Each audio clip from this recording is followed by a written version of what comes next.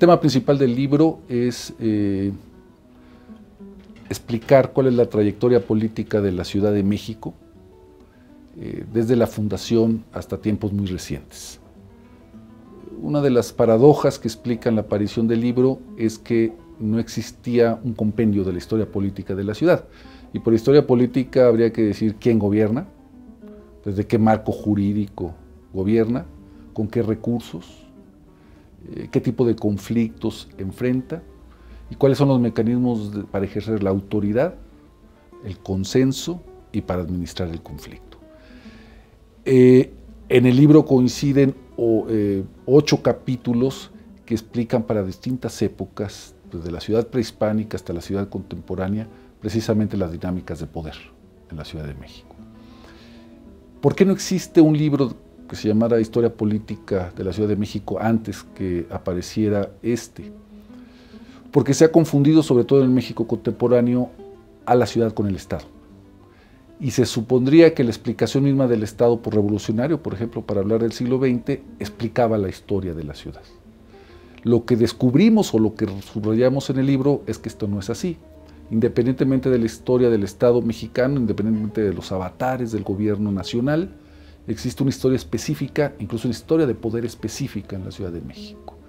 Y creo que esa es la aportación más significativa.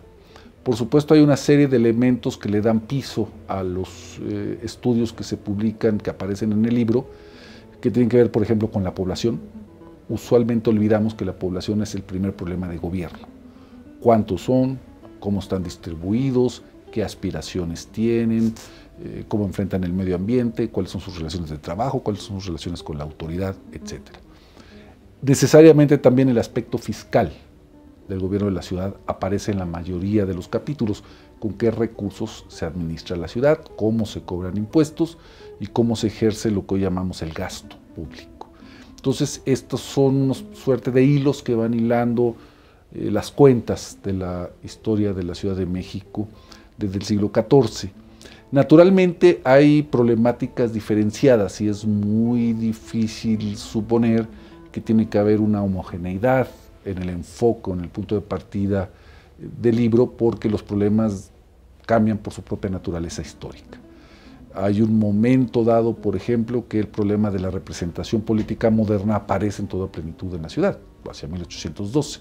Y ese problema no desaparece a lo largo del siglo XIX, incluso hasta bien entrado el siglo XX. En cambio, desaparece hacia 1928-1929, la ciudad no tiene representación política y es administrada como prácticamente por la vía, algo parecido a una Secretaría de Estado. Entonces eso le da una especificidad muy marcada a la historia de la Ciudad de México hasta la década de 1980 y 1990, cuando regresa el gobierno representativo y a finales de la década de 1990 la primera elección de la autoridad política por parte de los ciudadanos. Entonces, básicamente esta es la idea del libro, actualizar la idea de historia política que a veces desaparece un poco de la historiografía y condensar, presentar ordenadamente una narración de la manera en que se ha gobernado la Ciudad de México desde su fundación.